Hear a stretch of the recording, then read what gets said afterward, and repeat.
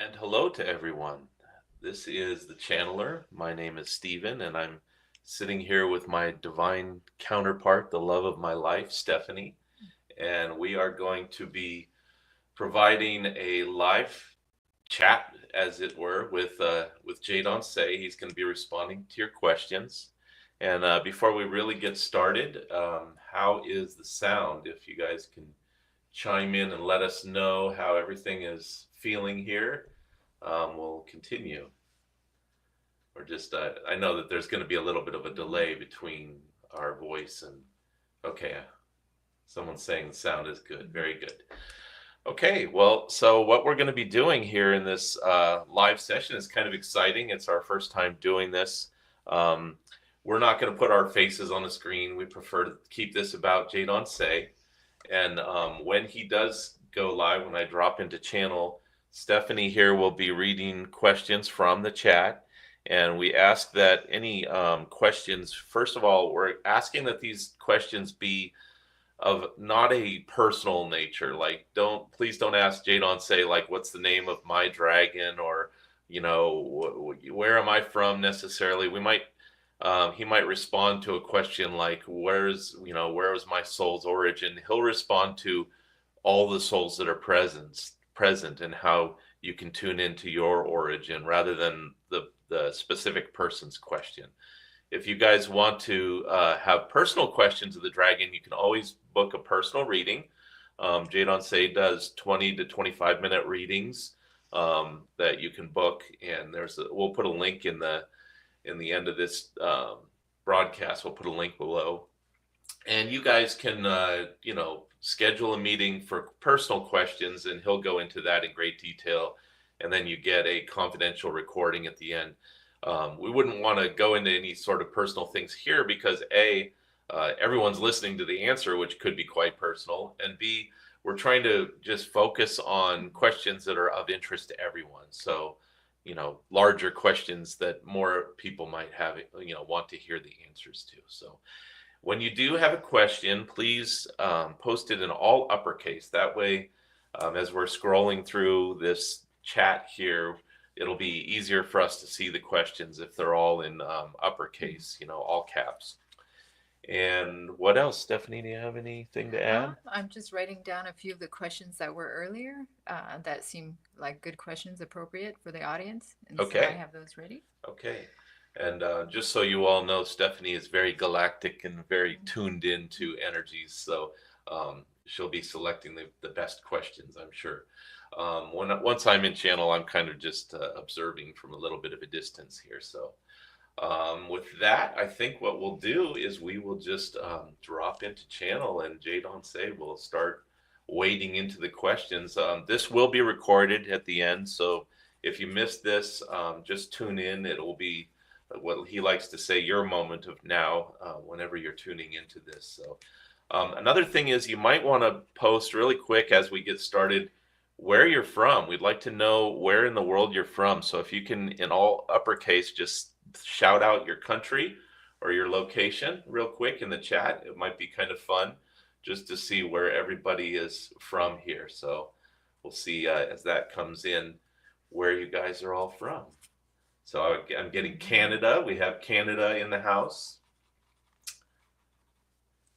Sorry for the delay. We got USA, England, and you can say where in USA. Texas. We have Texas, Ontario, Canada, PNW, US. I'm not sure what PNW is.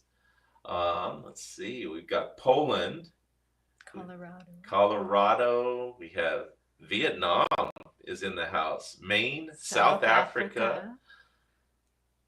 And we already have a question coming in. Good. Stephanie will capture that one. Keep chiming in where you're from here. Vietnam. That's beautiful.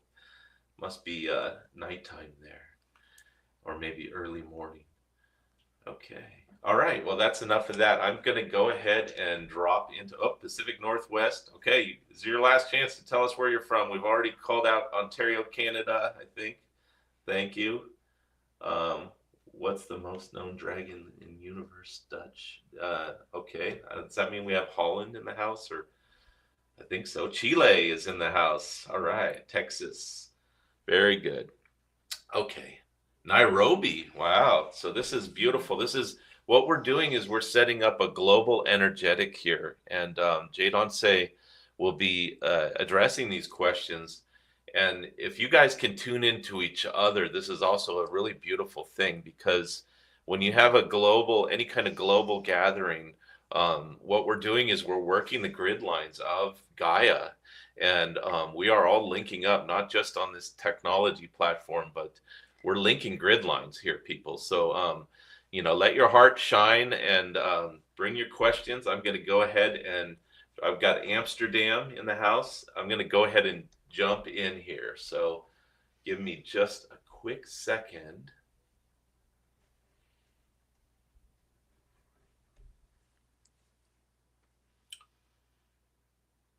I am Jadon Se, Golden Dragon of the Third Arc of Consciousness, and this is our first global gathering where I can answer your questions. And please try to keep these questions pertinent to those who are present. We apologize that we do not have translation services available at this time. Perhaps that will come if the channeler and his divine counterpart can figure that out at some point. It is not an easy thing. For now, we will be doing this in the language that this person I'm speaking through has access to, and that is English. He has a little bit of German, but not enough to really be of use here. So, we will go ahead and start answering the questions of those gathered here. Stephanie, how many are there here now? Where is it saying? Oh, 35 are We live have right now. 35 light workers. That is a beautiful beginning. It is an intimate little setting, you might say, even though it is global in nature. The first 35 of you have access to the dragon. There have been many of you who have had personal readings already, and that is a beautiful thing. However, now that you are gathered here and tuning in, the energetic shifts to more of a human morphogenetic field dimension. It is a dimension of the human on this your Gaia. You are tuning into the human morphogenetic field, and any of the energies that you create here will be resonating globally, and this is a beautiful thing. Yes, dear ones, this channeler is on a dragon point. He and his beautiful Stephanie have selected a beautiful place on the side of a lake, and we are at the intersection of two dragon lines. And it is a very powerful node of dragon energy under the shadow of Mount Shasta, California.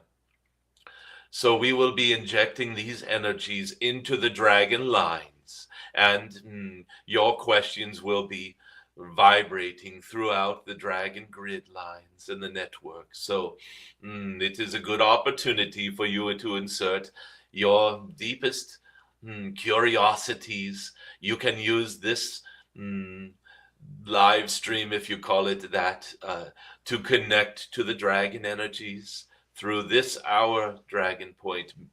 I sense that 4 of you are also on dragon points, or very close enough to inject your own energetics into the grid at your locations.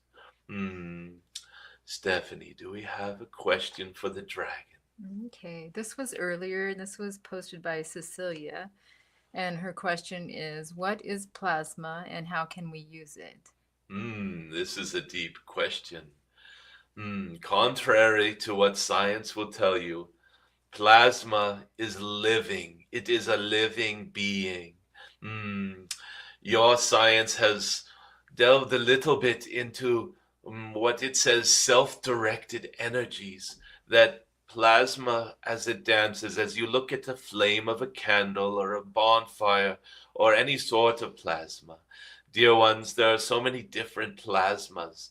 Your aurora borealis is a type of plasma. When you see a Tesla coil at work and energy shooting out of it, it is another form of plasma. Lightning coming from the sky.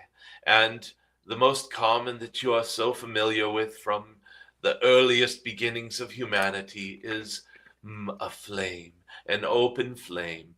Plasmas are living beings. Your flame is aware of you. If there is a fire dancing in your house, even a candle, it will respond to you.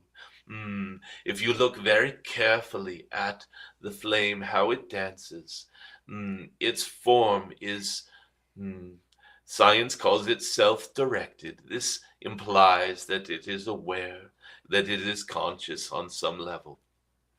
Plasma is an energy that can be extremely instructive. Your seers of old were able to look into flames and see clairaudience, clairvoyance, clairsentience. They were able to get visions, we would call them, through the flame, through the consciousness. For the consciousness of a flame is able to open a portal, so to speak. So often your indigenous ceremonies involve making a fire and calling spirits through the fire. They may walk through the fire and cross over to the other side if a place needs to be cleared. And you can see the flames part and open and let these spirits through. You might even glimpse their form as they pass through the flame. There are so many ways you can work with the plasma energies. We could probably spend all of our time talking about this, and it is a beautiful subject, but hopefully this is enough for now. Just know that the plasmas are alive, and that they are aware of you, and that you can work with them. And dear ones, if you open a portal in a flame, before you do this, make very certain that you declare, I will only allow energies through that are for my highest good or the greater good in the eyes of the highest divine. It is very important whenever working with any portal that you be the guardian, so to speak, of any portal that you open. And you are responsible for this portal while it is open. And you are also responsible for either closing it or setting up a guardian angel, a guardian spirit, if you will, to keep only positive energies coming through this portal. You can also use these portals to clear places of negative energies. You can invite the negative energies to return to where it is most appropriate for them to be. Give them a gentle nudge and say, it's not appropriate for you to be here. We would like you to exit through this portal and into the most appropriate place for you. Perhaps this is a temple of healing, etc. I do not wish to spend too much more time on this, but hopefully this is helpful. What is the next question, dearest? Okay, this was posted earlier from Jennifer, and it's what energies are we being initiated into as light workers at this time? This is a multi-dimensional question for a multi-dimensional cosmic golden dragon. Thank you for this. Because you are saying we, what energies, plural, are we being initiated into? There are 30 some odd people gathered here. Each of you are being initiated on so many different levels. It is highly multidimensional and beautiful. It is like watching a beautiful storm system beginning to form on a coastline and hitting land, and watching it react to the mountains and the valleys, and seeing the clouds form in storm cells, and beautiful rays of light coming through the clouds. There is so much happening. You are all being initiated on the level that is most appropriate to you at this time. The one thing that I can say that all of you have in common is you are learning to shine your light a little more brightly. You are learning to lift that light a little higher up for everyone to see. Some of you are a little, shall we say, shy about shining in public or shining before others, because in so many past lifetimes you were shunned for this. You were martyred even for this. And there is a slight hesitancy. Is it safe for me to show who I really am? Is it safe for me to shine my light? Dear ones, in this energetic that we have entered into, It is very safe for you. You are protected. And if you are listening to this, there is a dragon, whether you have called in this dragon or not. There is a dragon whose job, you might say it is for now, until you learn to work with them a little more closely, is to protect you as you shine your light. You now have a guardian spirit, a dragon guardian, each of you. Many of you have already called in your dragon, and that is beautiful. Just use your familiar dragons that you work with. Those of you who have not called in a dragon or have not felt like it is a work in progress, so to speak, that is not complete, well, you have a guardian dragon. It is safe for you to shine your light. You will not be the subject of negativity if anyone sees you shining your light, and the remaining dark forces of this world may try to bring you down. They do have a way of trying to push you into fear, because fear is the only thing, it is the only wet blanket they have to throw over your light. So when these negativities come your way, your dragon will protect you fiercely from them. You do not even need to pay any attention to them. It will be dealt with swiftly, so to speak. It is now safe to shine. That is the main initiation for all of you on various levels. Those of you who have already been shining will shine a little brighter, bring a little more of your own gifts to bear on your situation. Some of you are waking up to new gifts, and this is a form of initiation or remembrance, if you will. For most of these are gifts you have had in other realms, in other connected lifetimes, and you will be bringing them into their greater being here in this lifetime. I hope that is helpful. Is there another question now? Yes, there is a question from Harry, and he asks, where does dragon lore come from? Is there truth to stories around Merlin, King Arthur, and Avalon? Dear ones, there are 4 of you right now who are getting goosebump energy from this question. For the mere mention of the word Merlin, or your King Arthur, or the stories that resonate through the ancestors and the bloodline of your own being will ring with truth in your own body. If you are getting these goosebumps, it is because you have been walking in times of Merlin and your King Arthur. And yes, dear one, there are stories on this entire globe of dragons. You'll find indigenous tribes separated on isolated seeming islands. You find in every corner of every continent legends about dragons. There are those who think that it was simply, oh, there was a comet that came by and made some shape in the sky that looked like a dragon, and everyone in the whole world saw that shape, and this is where it came from. No, dear ones, this is not that quite that simple. Yes, dragons do appear in the trails of comets. Dragons do appear in clouds and on rock faces, and people do tune into them and see them. And the reason why this is so prevalent in every corner of your globe, in every bit of legend and lore, is that dragons are real. Dragons, there is one of you who is thinking, why are we not finding dragon fossils? Dear ones, dragon fossils have been found.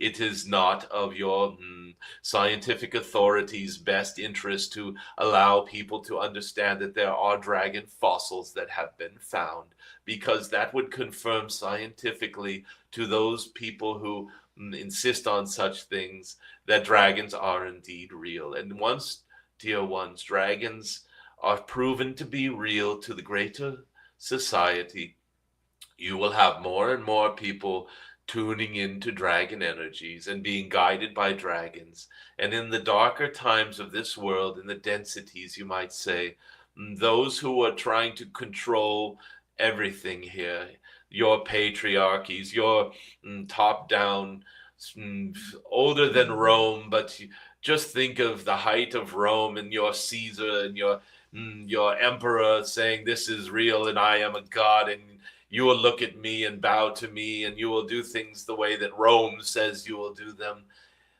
These energies have been present on your planet for thousands of years, and they are still here, just being swept away finally. We are in a cleanup mode, you might say, from clearing this world of this density.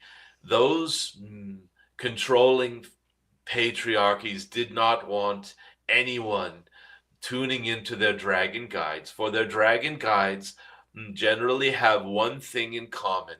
Dragons do not all have the same ideas and the same guidance to give, but there is one common thread, and that is to open your eyes to a greater reality, usually a greater sense of your own beingness, your greater self, so to speak. And when people tune into these energies and open up to their greater self, some of their abilities come online, so to speak. They remember who they are at a deeper level. And this is the exact opposite of what your patriarchy and control systems have wanted. They do not want awakened ones. They do not want people standing up and standing in their own sovereignty and power. They do not want spiritual gifts waking up in the greater portion of humanity. And they also greatly fear that when one person wakes up, they can in turn wake up those around them.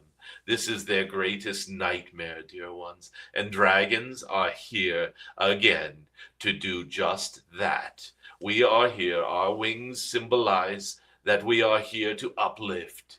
Yes, we will be bringing in remembrances of your greater beingness, and your gifts are coming back.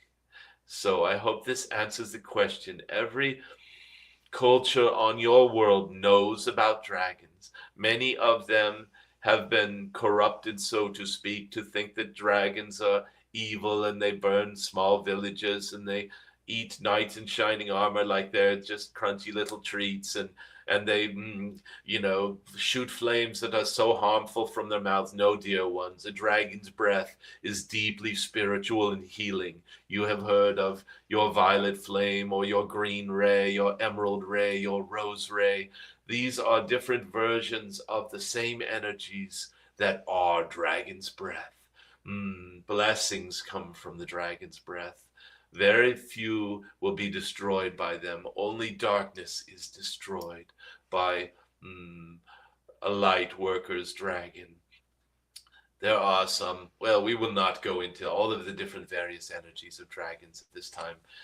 However, I hope this has answered your question. If you resonate with dragons, it is in your ancestry, it is in your lineage, it is in the tales your grandmother told you, it is in your blood, so to speak.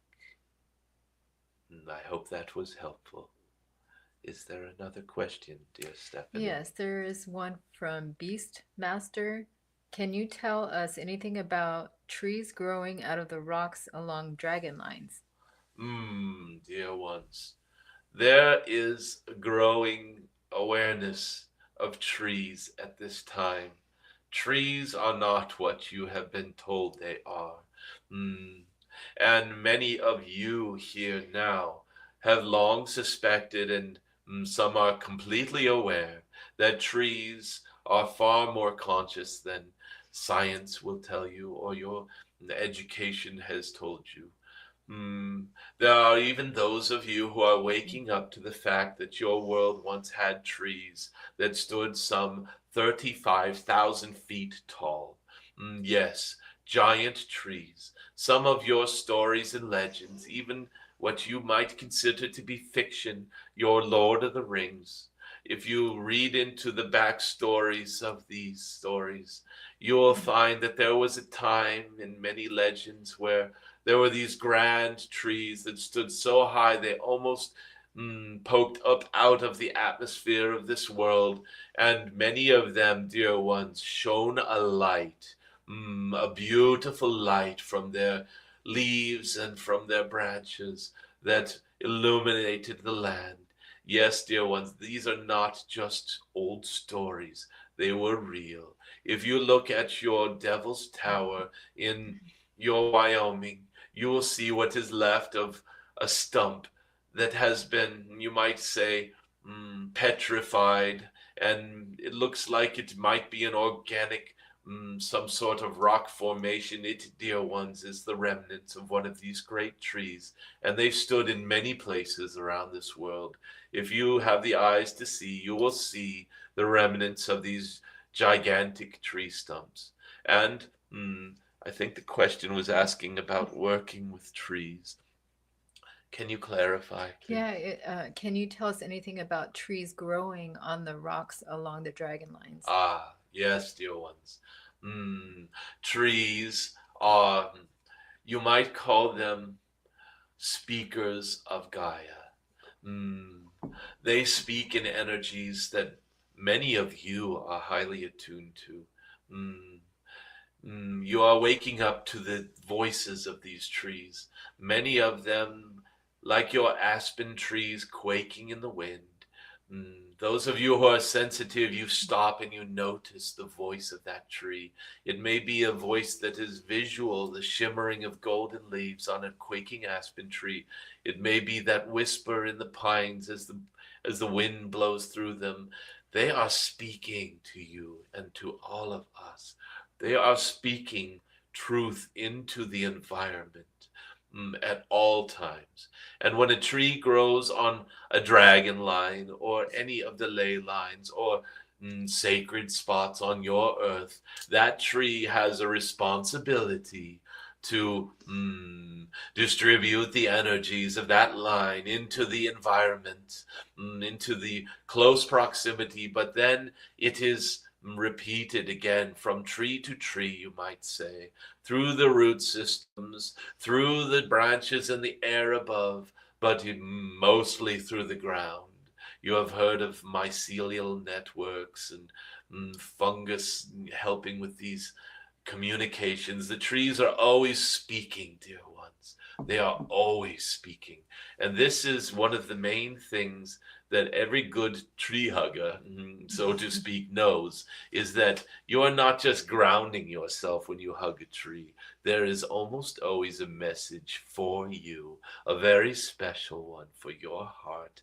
And if you hug a tree on a dragon line, be prepared for things to happen in your life. Mm, what is it that humans say? Things will get real very quickly when that happens. Is there another question? There is a question from Ellie from Poland, and her question is a sacred twin flame reunion a reunion with your dragon counterpart? Hello from Poland. Mm, this is a beautiful question because implied in the question is, can my twin flame, and by extension of your twin flame, can I appear in different forms? And the answer to that is a resounding yes. Mm, this cosmic golden dragon takes many forms, and I wear bodies like you might pick something out of your wardrobe. I have favorite bodies, and it is a beautiful experience to be able to appear however you wish during a conversation with somebody, or during a party or an event where you're making an appearance and you want your scales to be extra shiny and well, colorful. Anyway, I will not go into what it is to be a dragon, but you in your question have already answered for yourself. If my twin flame can appear as a dragon, and the answer is yes, indeed, your twin flame can appear as any form he or she wishes, and indeed can even appear as a masculine or a feminine form. Yes, dear ones, all of you have this ability in this place in your life now. It is a little ungrounding to delve too deeply into being able to shapeshift, so to speak, being able to appear however you wish, because your stories are grounded so deeply in your sense of identity. Mm. And so we do not wish to shake your sense of identity too much at this time. But please, dear ones, listen to this wise light worker and the question that begs an answer to each of you. Can my twin flame appear as a dragon? Of course. And not all dragons that you call to you will be your twin flame, just as not all of your besties, your best friends, your love, your children, they are not always what you would consider to be your twin flame. There is a special relationship. When a twin flame comes, there is always a deep reason for it. It has been charted in, so to speak. And oftentimes it is because there is a part of you that needs a little reassurance from a perfect mirror of yourself. Hmm. We will not go too deeply into this. However, it is beautiful when your twin flame appears because there is such a purity of resonance between the two of you that it is like you are appearing in two different bodies. And, dear ones, there is truth to this. Mm, it there is a larger discussion about past lives and connected lifetimes, and the stronger your connection with that lifetime, the more gifts and abilities can flow through in both directions. And when your twin flame appears, it is like this times a million. It is amazing because your connection with this being is so powerful and strong that there is a form of telepathy that happens that is a soul telepathy. It is a spiritual sharing of energies that is so complete. Mm, it is a beautiful relationship. And dear ones, yes, your twin flame can certainly appear as your dragon. Okay, there's a question again from Harry. Are the dragons that specialize are there dragons that specialize in manifesting, healing, etc.? And if so, how do we connect to the benevolent energies of dragons? Thank you. Dear one, of course there are dragons that are renowned healers. So many different levels of dragon healers. There are terrestrial dragons that seem to be very physical, that you would call your green dragons here on this world. And these green dragons can appear to you. Usually they like to be in lush green forests. They like to be in jungles. They like to appear as green sea serpents along the coastline of your beautiful islands and ocean areas. Mm, and this is just the terrestrial physical dragons, dear one. Each of them has deep, beautiful healing abilities. And mm, one of the hallmarks of a healing dragon is the color green. It does not have to be the entire dragon that is green. It can be their eyes. It can be different aspects of their beingness, like their scales. It can be their wings. And these are just symbols. It is like when you have a job and you are an official person, and you are wearing some sort of uniform that says, I am the official person doing this job. It is like that. It is like putting on a green cloak and saying, I'm just wearing this cloak so that you know that I'm here to be a healer this evening.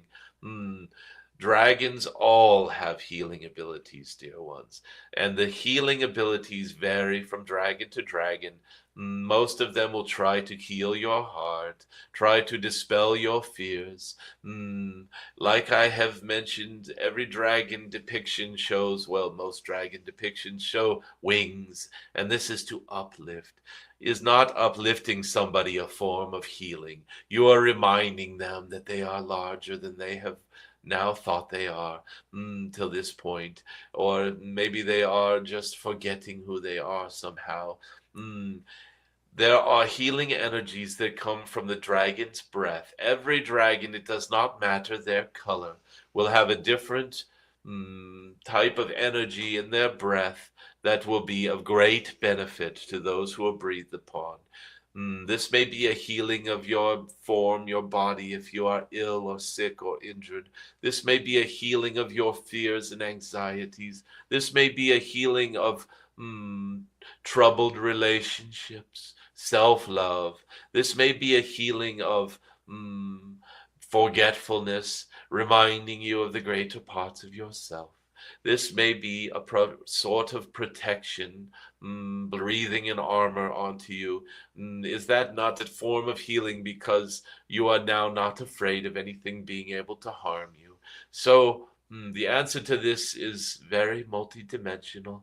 However, yes, dear ones, every dragon has some form of healing, and there are dragons that specialize in healing. Look for the color green as a clue. Okay, another question from Cecilia. What does the light always wins mean? Hmm. The light always wins. Hmm. This is a statement that is based in conflict. It is based in war. It is based in struggle. Light versus dark. Good versus evil. And when someone says to you, the light always wins, it is because they are reminding you that hmm, you can extinguish darkness with light, but the darkness cannot extinguish the light. Hmm. The darkness hmm, is in itself not even able to touch the light. You might be able to get a wet blanket and throw it over a lantern, and because of the water and because of the density of the blanket, it can keep the light of that lantern from shining so brightly for a time. But it is not the darkness touching the light that does this. It is the density of the blanket. It is the intention to obscure, more to darken things, etc. There are many different nuances to this, but know, dear ones, that the darkness cannot touch the light, and the darkness always retreats from the light. The darkness cannot drown out light. Darkness cannot extinguish it. So this is the message within the message, so to speak. When someone says light always wins, it is not a conflict. It is not truly a war. It is simply truth coming into awareness through the truth of light, the love being seen once again. Love is always there, even in the darkest of places. The fabric of reality is love. However, light is symbolic of bringing awareness back to the love. Mm, and love does always win, dear ones, because love is everything. And you cannot run anywhere to hide from yourself. Even when you're in your darkest moments, a creature that seems to be acting in evil ways is simply running from themselves. They are separating themselves from love. They are trying to. It's impossible, dear ones, to separate yourself entirely from love. Mm. And this is the key to healing and to mm, helping those around you is to gently remind them that they cannot run from who they truly are. They are made up of love. And mm, this is probably the sentiment behind anyone who says light always wins. I hope this is helpful. Okay, the next question is from Nazi. And she is asking, or he is asking, could you please tell us about angelic dragon hybrids? Angelic dragon hybrids. Ah, dear ones, you know, because I have just spoken it, the dragons can appear in any form desired. And excuse me, my channel has something in his throat. Are you okay? Yes, okay. He is okay now. There are mm, dragons that reach all the way up into the angelic realms, and there are angels that come all the way down into the densities. You have heard of Jacob's ladder. These angelic beings going up and down the ladder. This is symbolic of mm, ascending and descending from higher densities into lower densities, or from lighter densities into more dense ones, you would say. Darker densities, perhaps it would be an appropriate word. There are angels that do this, and there are dragons that do this. And dear ones, if you have heard a little bit of the hint about being able to take whatever form you wish, if you are a being of light from the higher realms, you can appear as a dragon. You can appear as a shining one with bird-like wings. You can appear as pure light. Mm. So it is not so much the form that matters, it is the vibration of the being. And a divine being, you might say, there are not adequate words for this in human languages, but a divine being, an angelic being, is one that is source to the is close to the creative source, is very proximal to, you might say, the eternal one or eternity itself. Mm. When you have a being that is connected to those realms, standing before you, or appearing in your inner sight, in your vision, or speaking on some YouTube channel somewhere as a dragon, you are speaking with mm, your higher self in a different form, you might say.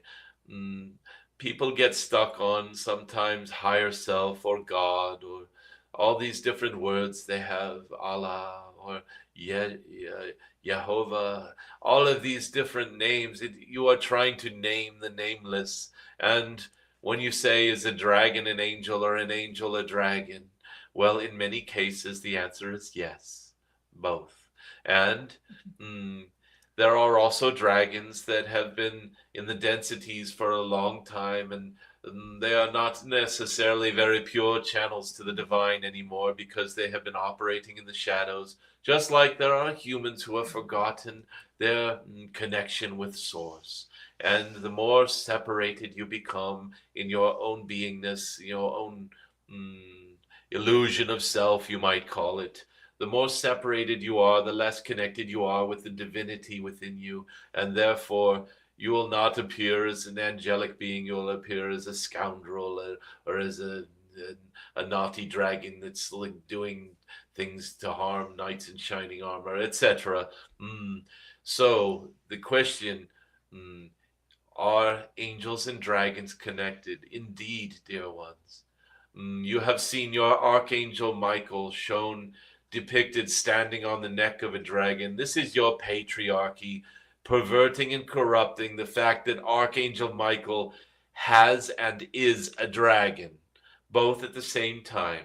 Archangel Michael can appear to you as a dragon or with his dragon, as he sees fit, as she sees fit. Michael is not male nor female.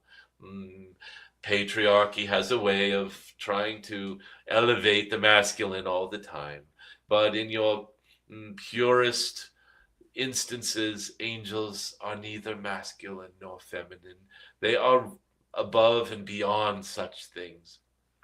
And so, dear ones, you can talk to Michael's dragon or talk to Michael directly, and the two have the exact same effect. Mm. Yes, dear ones. So Archangel Raphael, known for healing, is also a beautiful healing dragon, and also has a beautiful healing dragon. Mm. I hope this is not confusing, and I hope this was of assistance. Okay, there's an interesting question from Home Drawn. Are all perspectives on Three Eye Atlas true? Seems there is a debate and division about it. Jadon Se's perspective resonates with me the most. Dear ones, if you look at your moon, your stars, your sun, every person who beholds such things will feel the energies coming from it a little differently because they are looking through the lens of their own beingness. And so, if you look upon this nerdy sounding three eye atlas thing, I call it Andronoff because there is a dragon energy embedded in it that calls itself Andronoff with an AUFF. It's a very cutesy dragon-like name. It's just much more friendly to me than Three Eye Atlas. There is a reason Three Eye, the third interstellar object that science has looked at, and then the person decided to name it Atlas. And why can't they just call it Atlas? Well, Atlas is the guy who holds up the world, and that would be confusing. And so, anyway, we digress. There are names for these things, and just as there are names, there are ways of seeing. There are many who can only grasp the idea of a comet being a dirty snowball hurtling through space, usually from something called the Oort cloud, which is this cloud of ice that's supposedly on the outside of your solar system. And periodically, some of that ice just falls into the sun, and because it's a dirty snowball, it has this tail. And dear ones, this is not true. There are no dirty snowballs. These are not snowballs. Frosty the Snowman does not visit your son, but people, they do like these stories. They like to understand things. And if they cannot explain the tail of a comet, they like to say it must be water vapor. And then they look for it in their telescopes, and indeed they find some water. And that's because your sun is always exuding water. There's something called star water, but I'm going down a rabbit hole now. This Three-Eye Atlas, to some, is a rock from the greater cosmos. I think even your hard-headed scientists know that the trajectory of its orbit is such that it cannot have just fallen from the Oort cloud. Therefore, it has come from somewhere further away than our solar system. And they are also observing that it has changed speed and changed trajectory, and therefore there are those who are nervous that this is an intelligently guided object, and indeed it is. This Andronoff, I like to call it, is I call it the cosmic storyteller. There are those who think it is from the Anunnaki, and those who think that it is an invasion force coming, or those who think that it is a library, which is very close to my storyteller way of saying things. If you ask 20 different people what this object is, you'll get 25 different answers, dear ones. Tune in with your own beingness. And I love that you said that my explanation resonates the most with you, not because I am proud of my explanation, but because you are tuning into what resonates with you. This is the importance of any understanding. Dear ones, being multidimensional is very confusing to people who are stuck to linear time. And linear time framing means that you need to have a fixed history and a fixed trajectory into the future, and that it needs to be predictable. Yes, the dinosaurs walked the earth 300 million years ago or so, and this is foundational to this and that part of the story of evolution on this your world. And if you change that history about the timeline of dinosaurs, you call into question the entire narrative of life emerging on this world. And so you can change your entire beingness by somewhat changing your viewpoint on history. The same can be said of looking at an object like this Three-Eye Atlas. You look at it and you see whatever you see because your worldview is changed by your conclusions of what that thing is. This is the beauty of its visitation. It is here to challenge everyone to look at what they believe is real. I hope this helps. Okay, there's a question from Leslie. Can the energy of pyramids be used for positive benefit in our homes and gardens? The energy of pyramids. This is a deep subject. Sacred geometry is a communication from the divine. There are those of you here who love this Archangel Metatron, or in love with the flower of life, and the various sacred geometries, the platonic solids, and all that. Mm, you are built out of geometries, you might say, in certain ways of seeing things. A geometry is a way of organizing mm, information and consciousness. And this question again, would you please repeat it? Can the energy of pyramids be used for positive benefits in our houses and gardens? Indeed, the pyramid itself is an energy that is focal.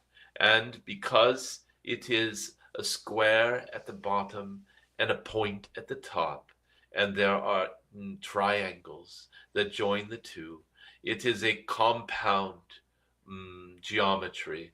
It is, if you take two pyramids and you mirror them, what is this? It is an octahedron. And when you have an octahedron, it is highly symbolic of a sphere. So, implied within this triangle and square and point is the idea of a sphere.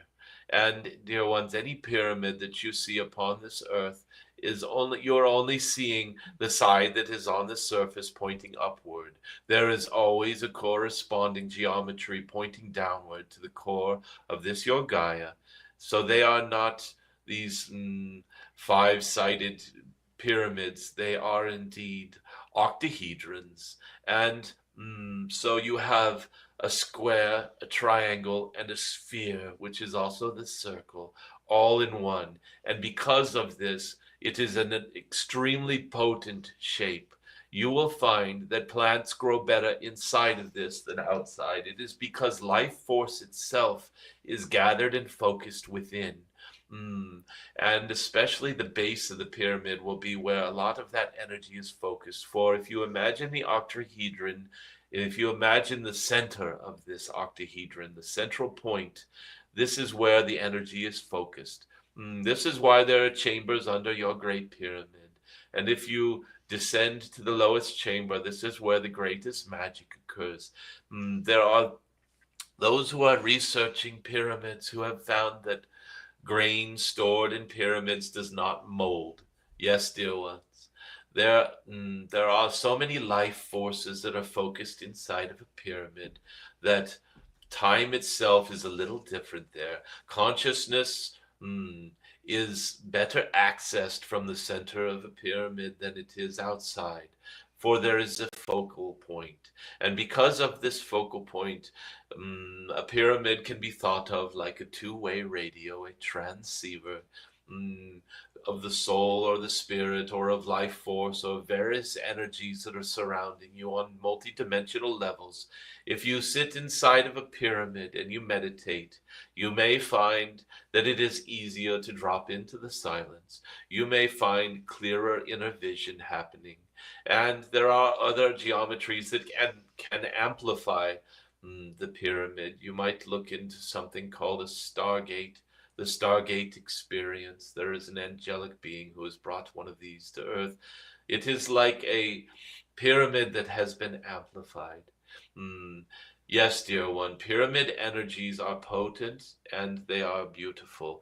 And if you put your energy working devices inside of a pyramid when you are storing them, you will find they are enhanced. So if you have a favorite crystal or a favorite device or necklace that you wear, perhaps your moldavite, something like this, try storing it inside of or under a pyramid and then put it on again and see if there is a difference. I think you will feel it, dear one. Okay, there is a question from Kulba.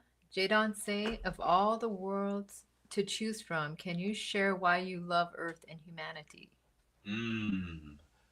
Ah, this beautiful blue gem of a world is famous throughout the cosmos.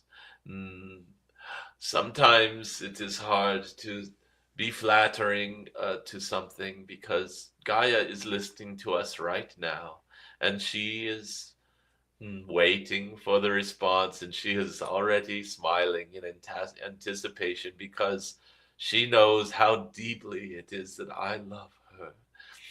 that so many of the dragons love this beautiful Gaia, this gem of a world.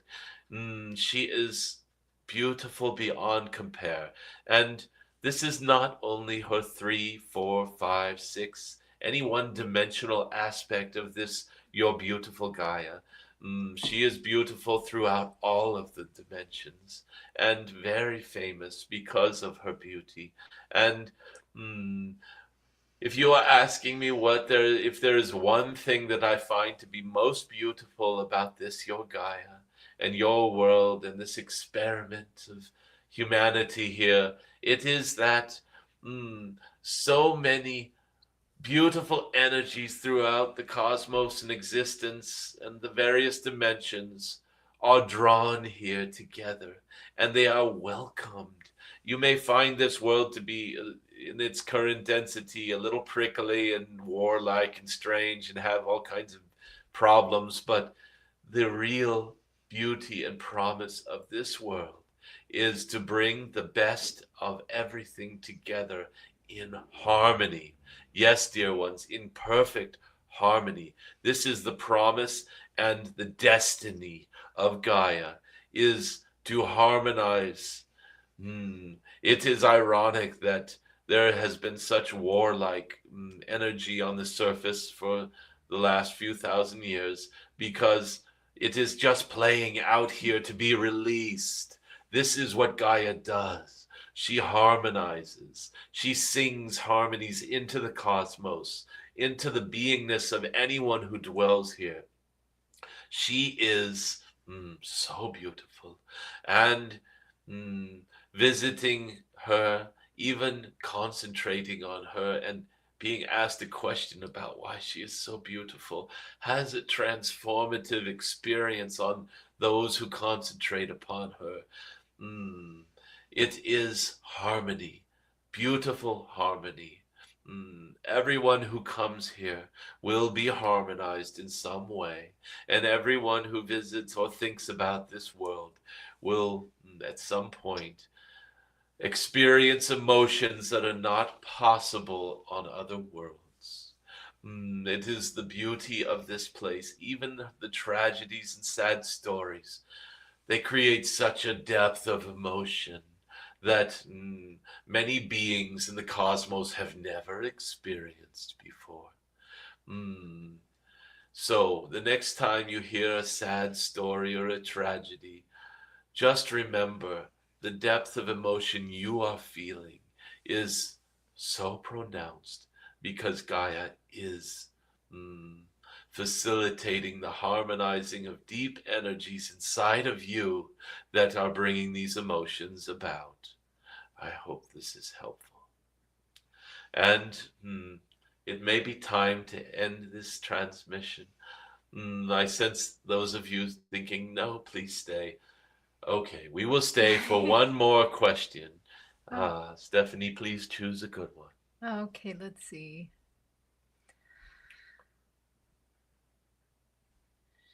It's easier when they're all in capital letters or all uh this is one from Michelle. Let's see. Would the ascension of animals, insects, and plants that are known to, I don't know about that. That one's an interesting question. It is okay. We will answer this. Would the ascension of Oh, animals, ascension. insects, and plants that are known to be carnivorous and blood-feeding types, such as mosquitoes, transition to consuming fruit, vegetables, and or prana? Mm, Okay. Beautiful. This question is a question about why there are these carnivorous animals.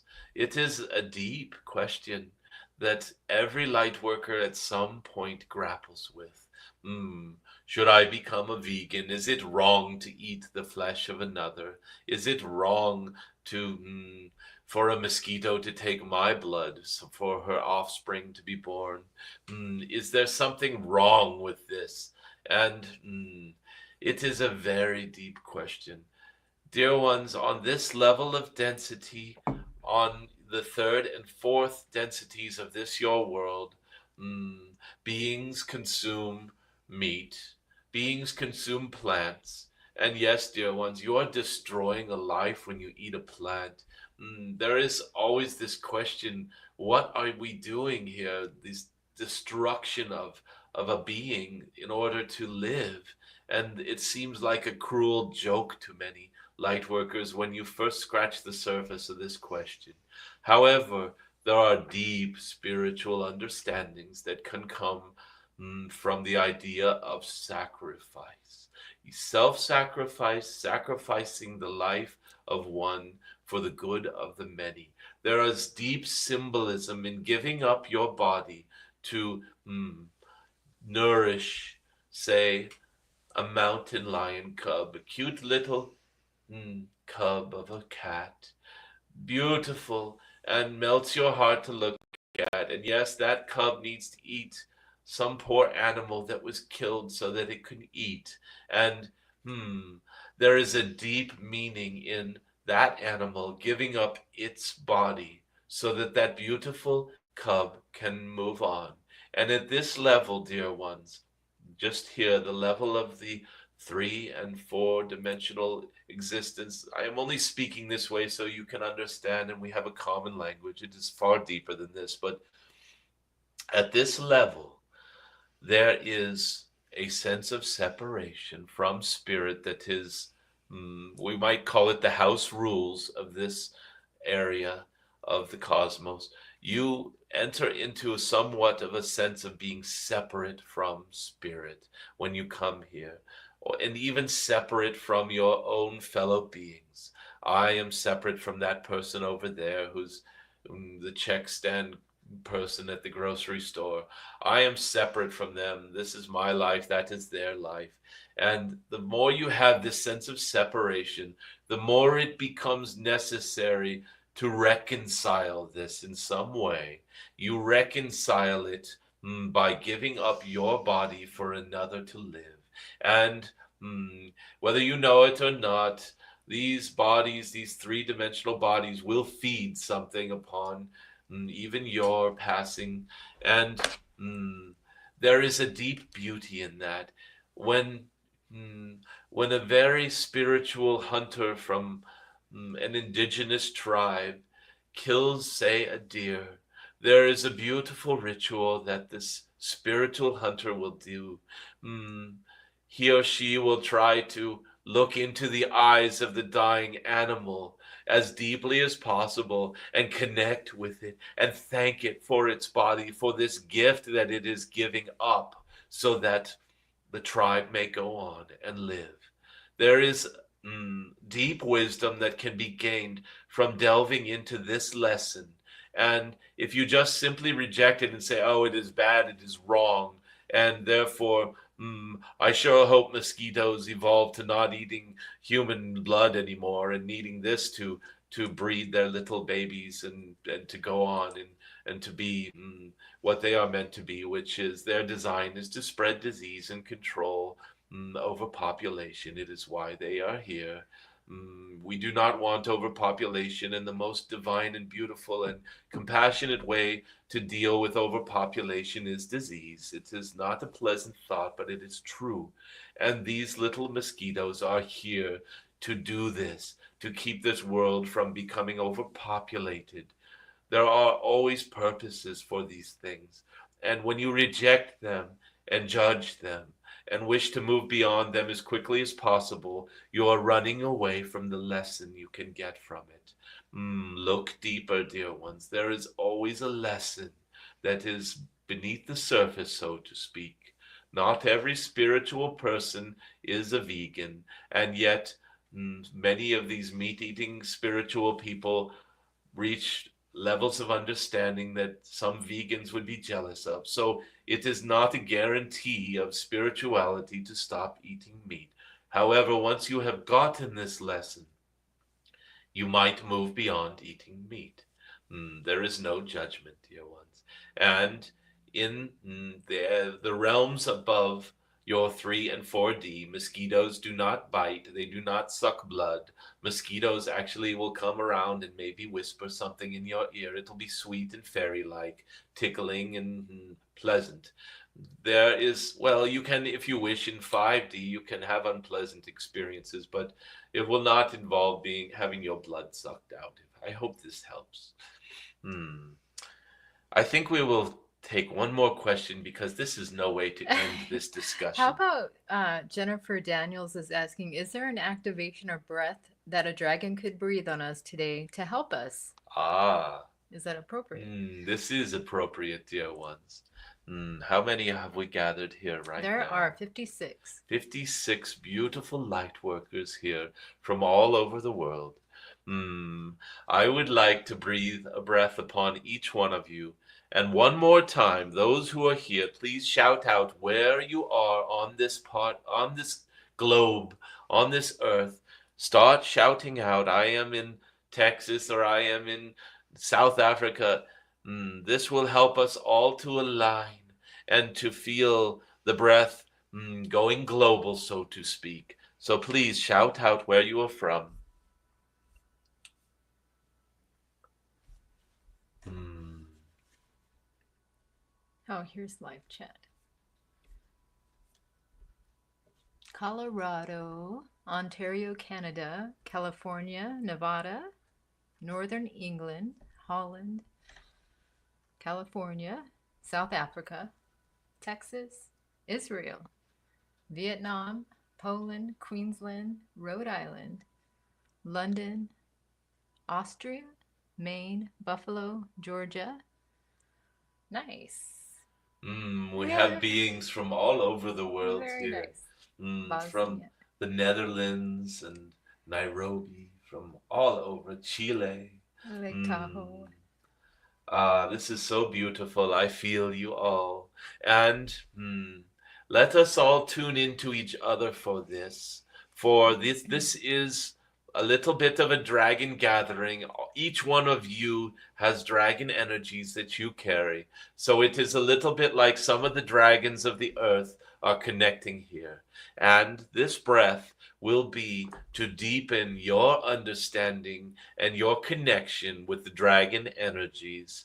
This will be a golden white light from a cosmic golden dragon. This breath is originating from all around you because uh, my very smallest scales on what you would call my hand, my claws, whatever you wish to say. If you can imagine a great dragon with scales, and the scales around the hand are very small, little round shaped, beautiful little scales. Each of those scales is larger than a galaxy for you, dear ones. And so this breath is coming from the greater cosmos, coalescing in you. Hmm. It is not a beam, it is more like a cloud of light coming from the cosmos and into you. And if you give me permission, I will breathe it directly into your heart. And this will link you deeply with the dragon energies. You may find you have new abilities after this, new sight, new visions, new ways of sensing the dragon energies and working with them. And now I will breathe this golden light breath from the stars.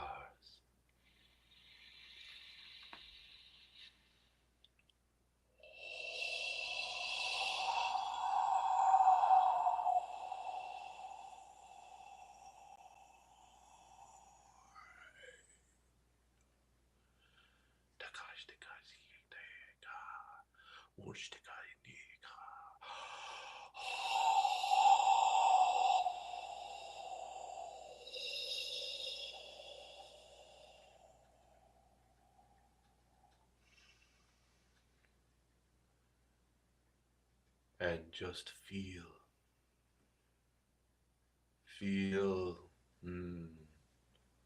your heart responding to these energies from the cosmos. You all are most beloved. You are of the dragon energies. And please share your gifts with this your Gaia. It is a time where the greater humanity needs upliftment. Each of you who are connected with the dragon energies, you have proverbial wings. You are also here to uplift. Hmm. Yes, dear ones, help those around you in any way you can. It might be just a smile. It might be a silent blessing that they're not even aware you have given. Or you might even have a conversation with somebody in their time of need and make a giant difference in their reality. However it is you feel is best and most authentic to you, share these energies. And thank you, dear ones. Thank you for being of the dragon energies. They are so needed these days. It has been my pleasure to have this conversation with you, and we will do this every Saturday. It is fun. Mm. You can also, of course, have a personal reading. It is fun to have a one-on-one conversation with a dragon. We love to do this as well. So look for that if you are called to it as well. And please leave this gathering knowing that you are part of a global grouping of like-minded light workers. You are not alone. Mm, you are bringing this light to the world, and your Gaia loves it. Mm. Have fun on your dragon lines and your dragon points. Keep an eye out for dragons in the clouds and in the bark of trees. Listen to the dragon's roar being heard in the wind. Mm. And when lightning strikes, know that that is a dragon getting your attention. Blessings to all, and thank you.